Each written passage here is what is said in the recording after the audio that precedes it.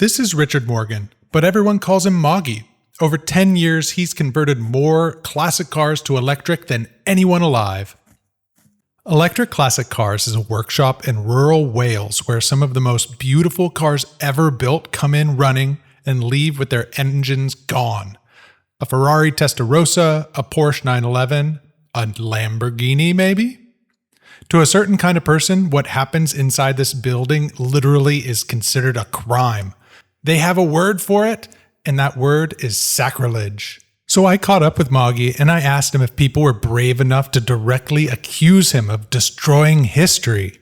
And if they do, when you hear that, what's your first reaction?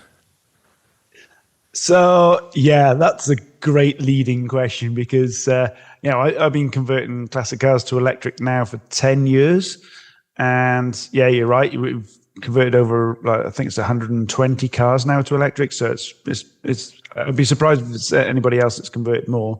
But over those 10 years, I've certainly learned the word sacrilege in about 5-6 different languages.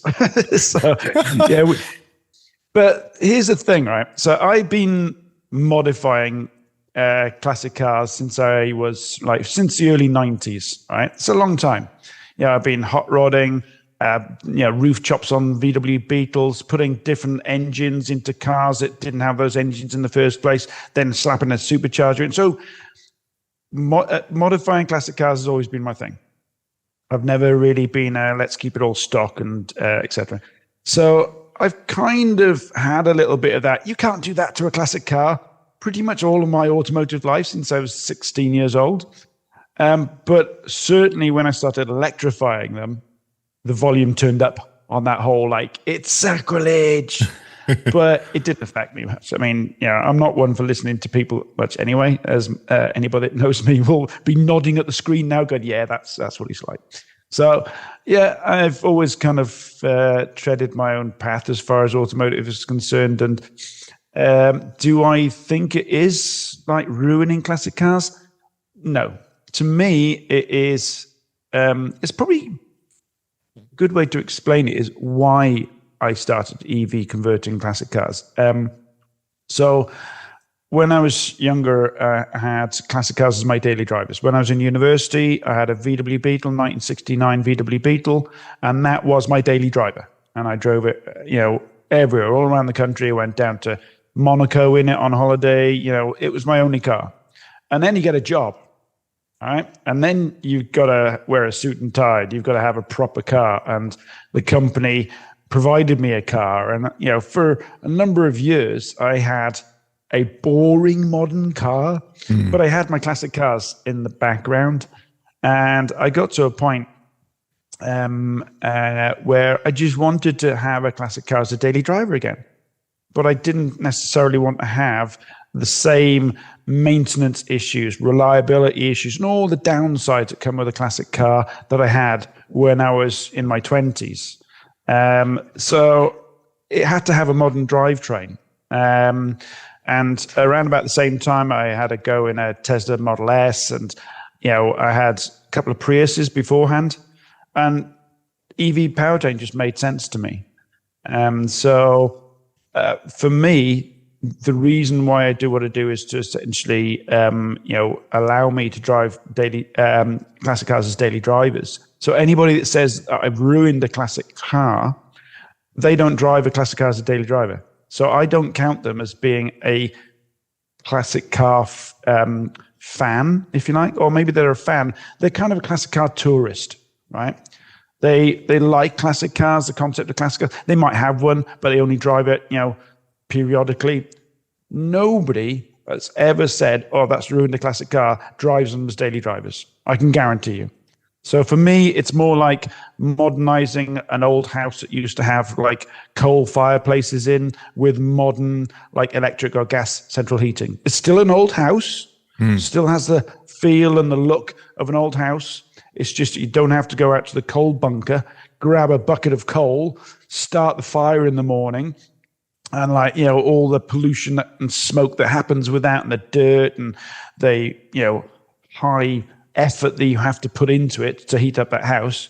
No, it's like, well, heating comes on and like you still live in a lovely old house. That's how it is. So I don't see it as ruining classic cars at all. It is improving them so that you can enjoy them every single day.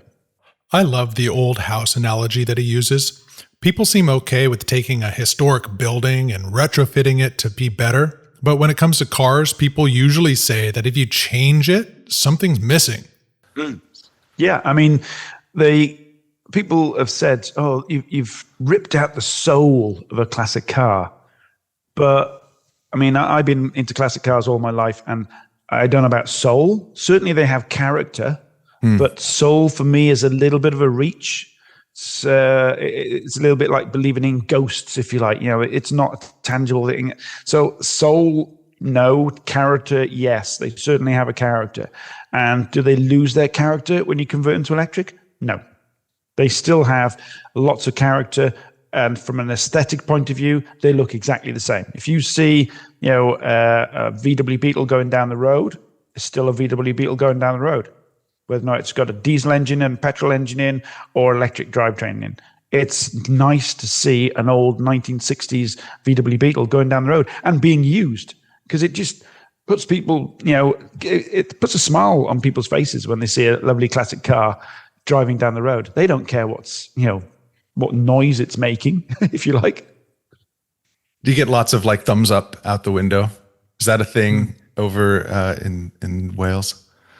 Oh yeah. You get lots of people flashing you and like putting a thumbs up. Yeah. And going, yeah. And you get that all the time. And certainly when you're going through towns and cities, you get all these kids kind of like smiling and pulling their mum's sleeve and going, "Look at that car, mum." You don't get that in a modern Kia or some Toyota.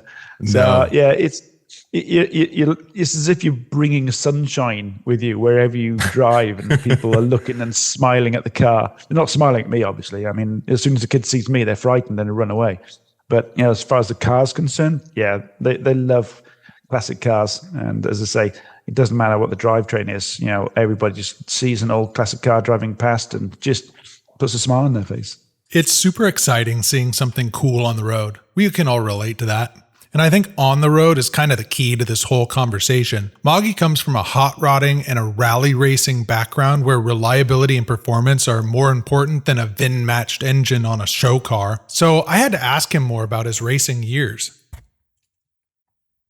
So I did, in fact, there's a picture of it just behind me. And if you can see that in the distance over there. Oh, cool. My old Porsche 914. And so I did the British Rally Championship for 7 years here in the UK in a Porsche 914. And originally I wanted to do a VW Beetle, but there was no way on earth that VW Beetle was going to be competitive, let's say, against like Ford Escorts and Porsche 911s and other cars. So I test drove a 914. And, obviously handling wise, they're better because they've got a mid-mount engine. The engine is a VW Type 4 block, which I was very familiar with because that at the time was what I was putting into my VW Beetles at home. So the engines I could rebuild in my sleep. The car handles better than a Porsche 911 of a similar era. So I chose a Porsche 914 to go rallying in. We did that for 7 years, and then it was great fun. Good crack off with my mates to rally in Europe and Ireland and Wales and on gravel, on tarmac, crashing it, fixing it, making it faster, crashing it again, fixing it again. So it's good fun. Hearing about that rally car and how he built it to be fast and survive being thrashed, it made me wonder. Do you find that experience has informed the work that you do today in building cars?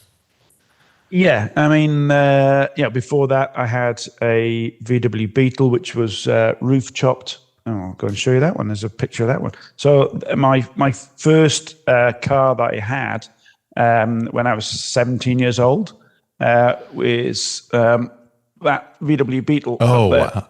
That's beautiful. So that's roof chopped and it's de-pillared. So I've taken out the pillar here. So that was my daily driver for, well, all through college and, for a decade or more. Stylish. So I've always, had classic cars that I've modified and, resto modded or whatever you want to call it.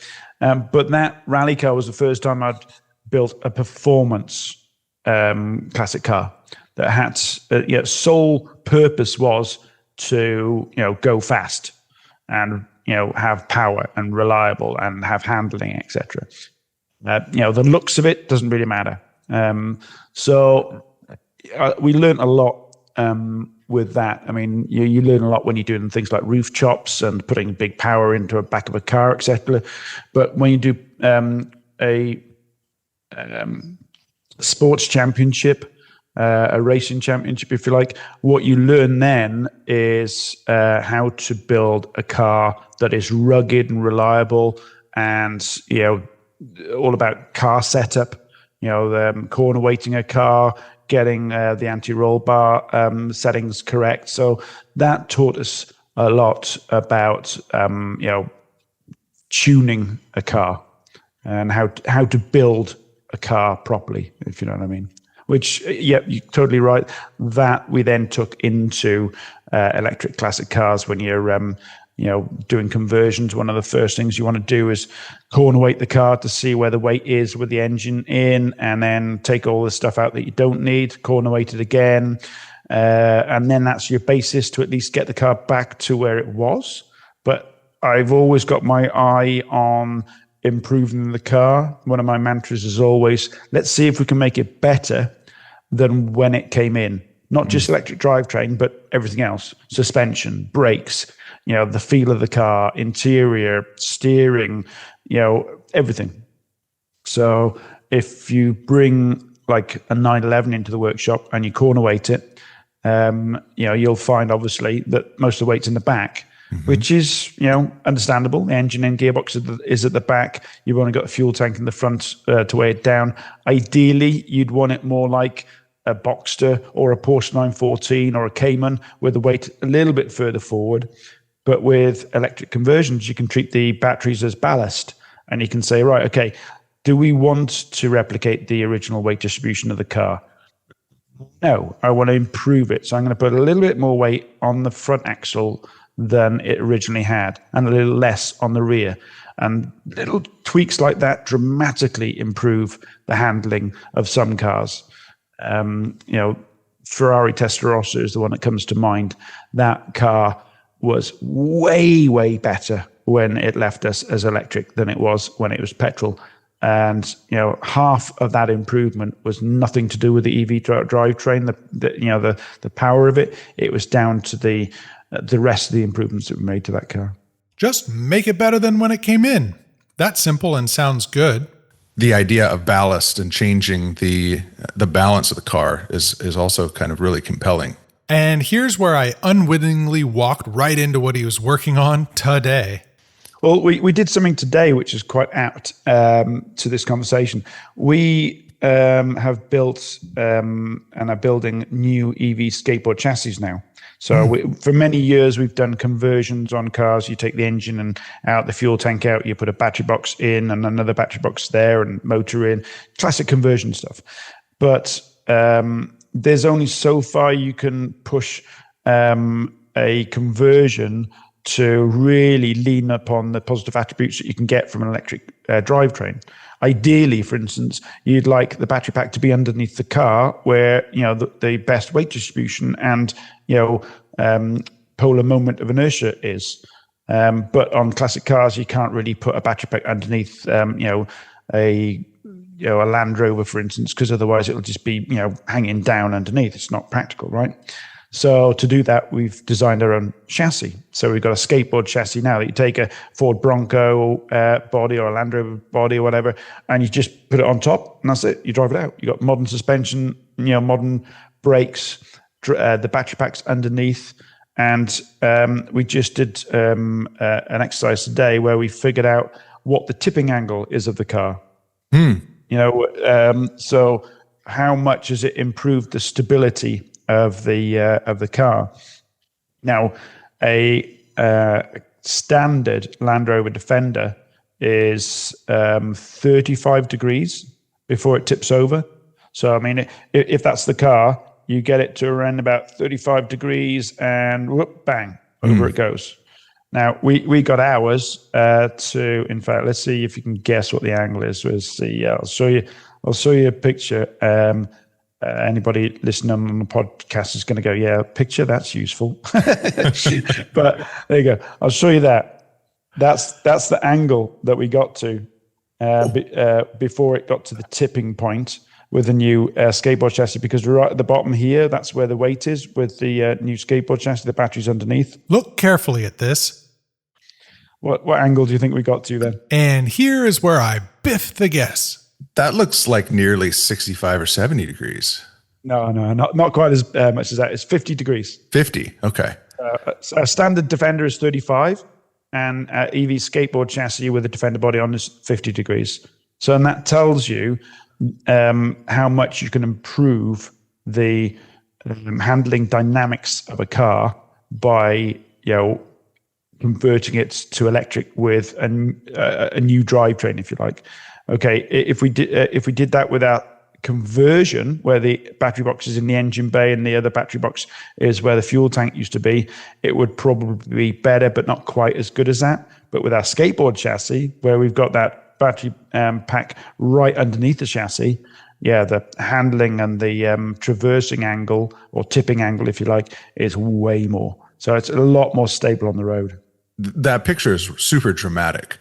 To just see that, it's like, whoa, that's crazy. Yeah, it was good fun. We were lifting the vehicle on the forks, and it went 35 degrees, and we were like, okay, we were pretty sure it's going to be more 40 degrees, and I'm like, wow, this is good. Happy with that. 45 degrees, we're going, really? And then 50 degrees, we go, this is insane. Is it ever going to tip over?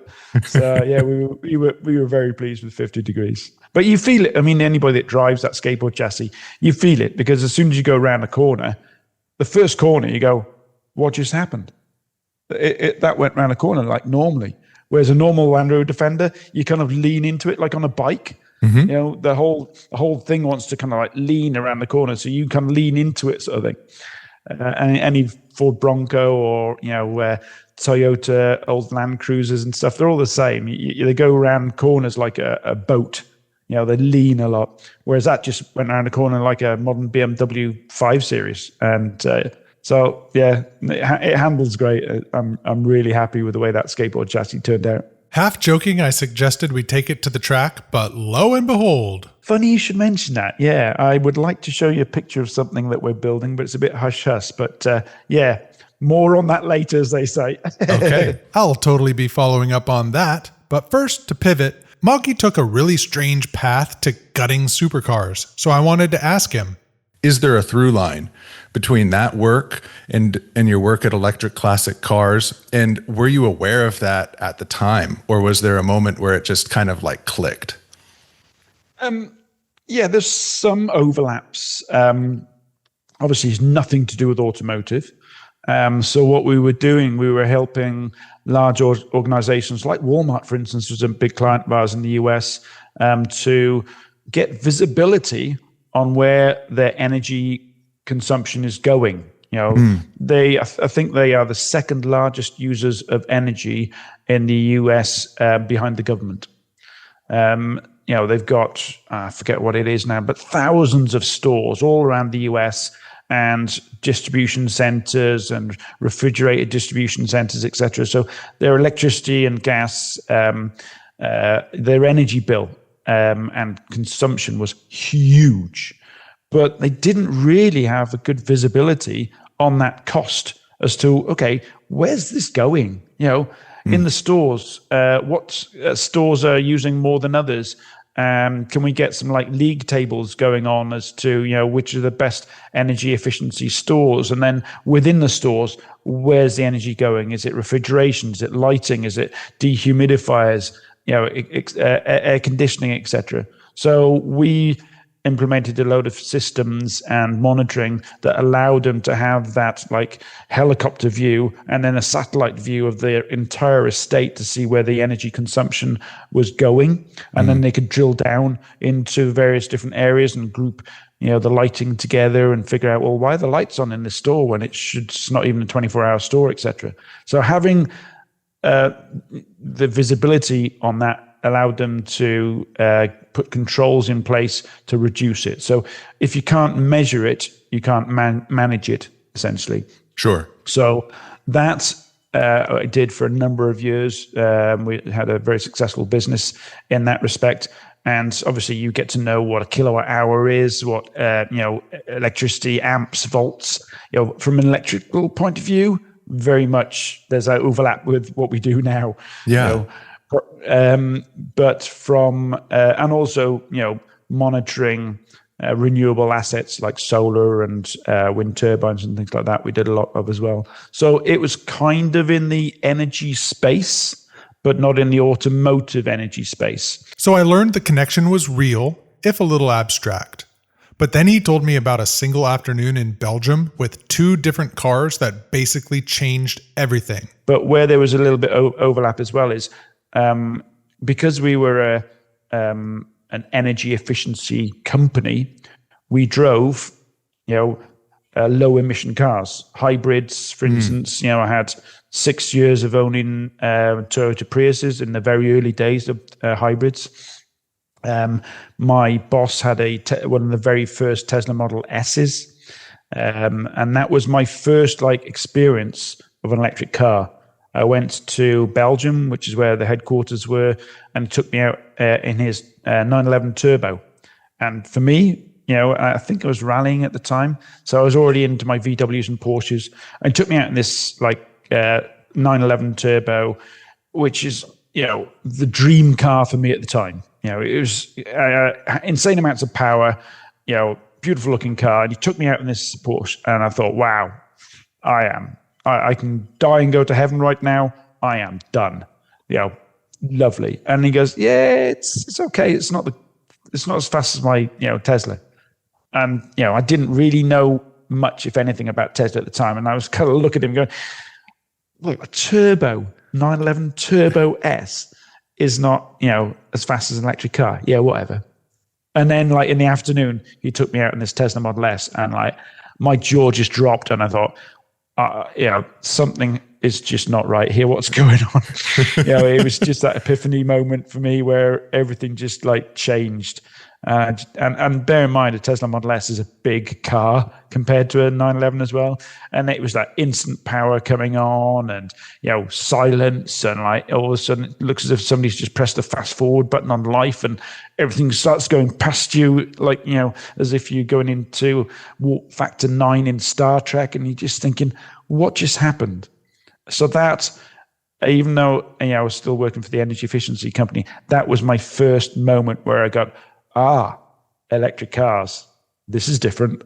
And that's what started the whole thing for me, if you like. It was that Tesla Model S and 911 Turbo in the same day. I figured this was the watershed moment where he thought, well, maybe I could take the motor from this one and put it in the body of this one.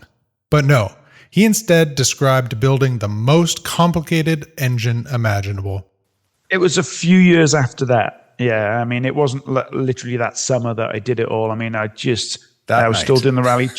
Yeah, it wasn't that night. No, it was a few years later. But what actually happened was I had a VW Beetle at the time, that blue one I showed you there. Yeah. That had a Porsche 914 engine. And I used to build my own engines and everything and still have that ability, obviously. So I had a 2-liter Porsche 914 engine in that I took up to 2.4 liters, 71 mil crank, 103 mil barrels and pistons.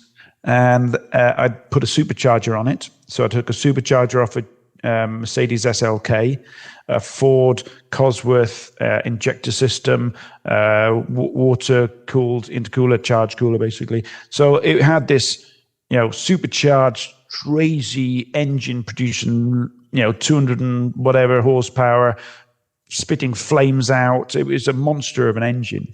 And I finished the rally championship that year, and I was a bit bored in my home workshop, and I thought, I need a project. So I thought, I always wanted to build a turbo and supercharged engine. So in the 80s, there was a rally championship called the Group B Rally Championship, which is the Formula One of rallying at the time. And there was a car in that called the Delta S4. Delta S4, driven by people like Henry Toivonen and others, had a supercharger and a turbo on that engine. And it was insane. It sounded bonkers. And it had a bit like electric. It had a torque curve, which was literally really low down.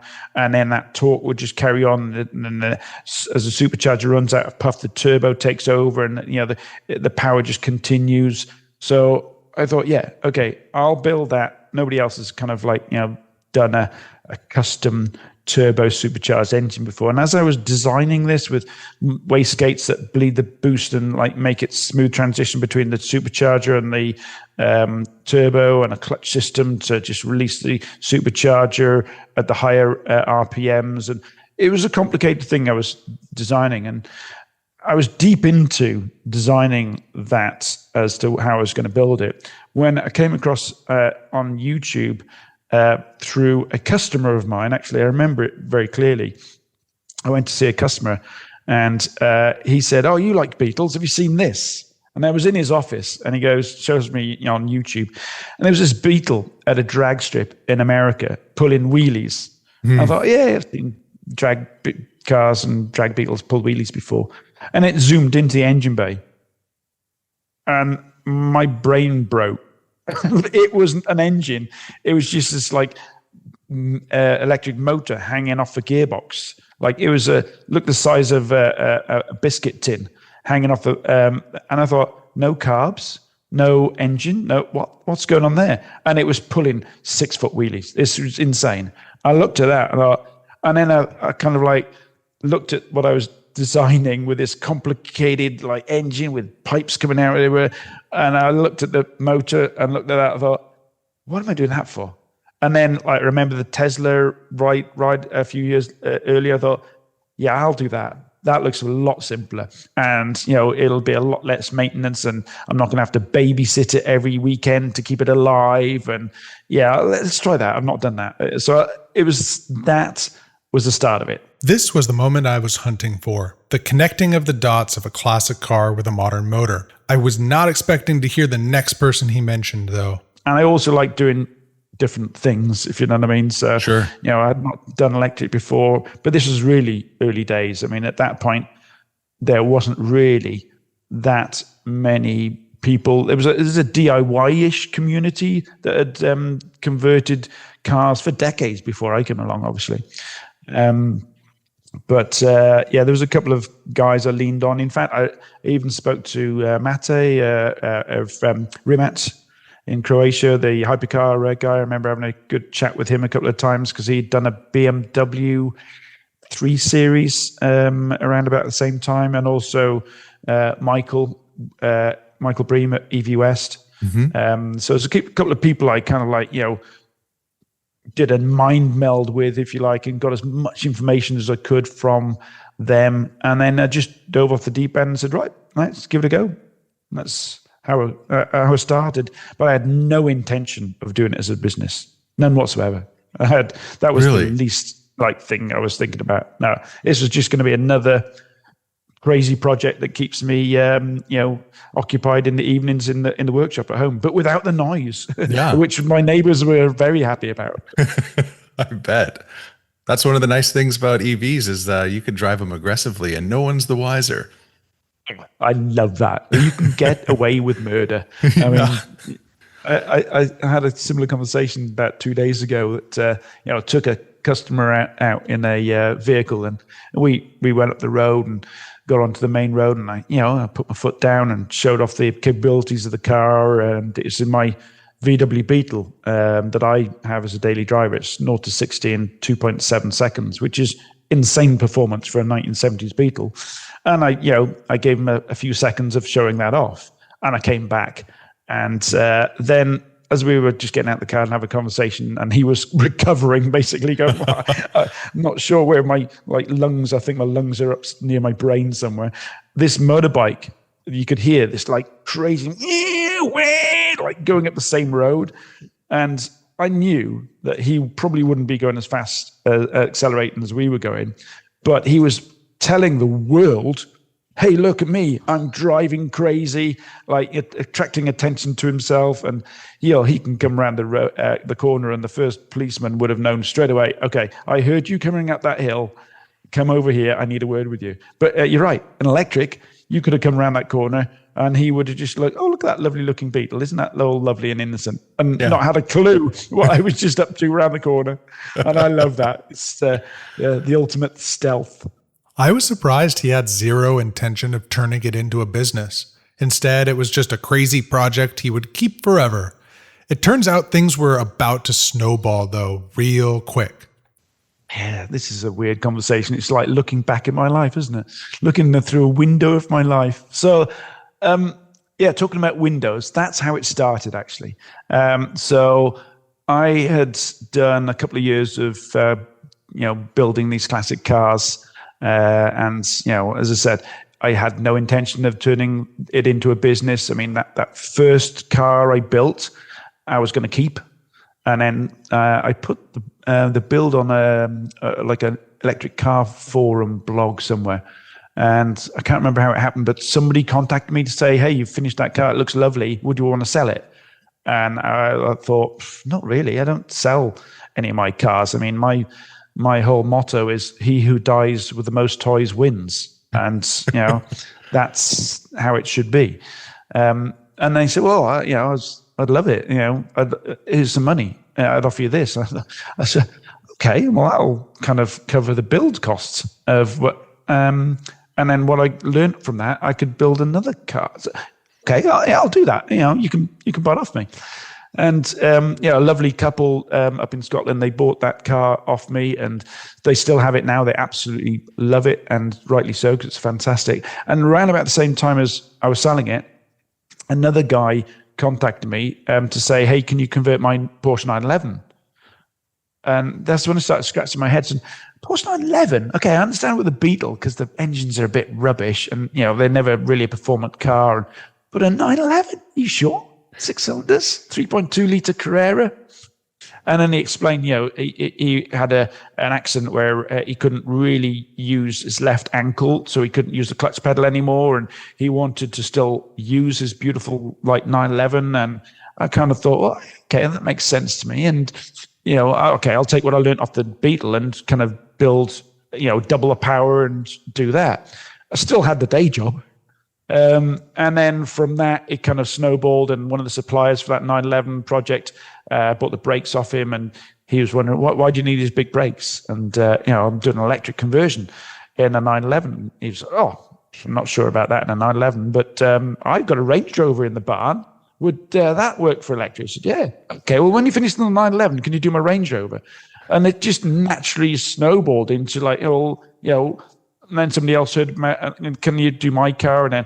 And then within the first 6 months of me converting that first car, I had 5 cars to do. And I still was working in, 9-to-5 job. And I had this moment where I thought, you know what? I'm just going to turn my hobby into my income and take my suit and tie job off, and never put a tie on since. That's 10 years ago.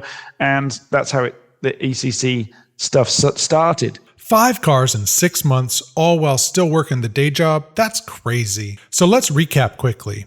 We have a Welsh hot rodder and rally racer who unknowingly learned about electrical components through his job and abandoned a wild engine build after seeing an electric Beetle doing wheelies. What he didn't know yet was that a television crew was about to move into his workshop, and the cars waiting in line for him included some of the most worshipped shapes on Earth. That's where we're going to pick up next time with part 2.